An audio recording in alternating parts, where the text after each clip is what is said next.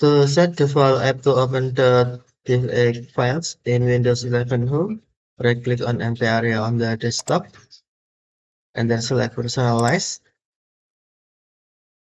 Next, click or tap Apps, and then select the file apps. Scroll down the screen, and then tap Films and TV.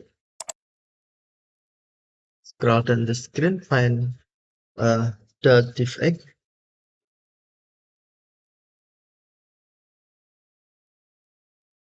and then tap the divx app default, and then select app default apps that you want to set as default to open divx, for example, Media Player Classic, and then tap OK.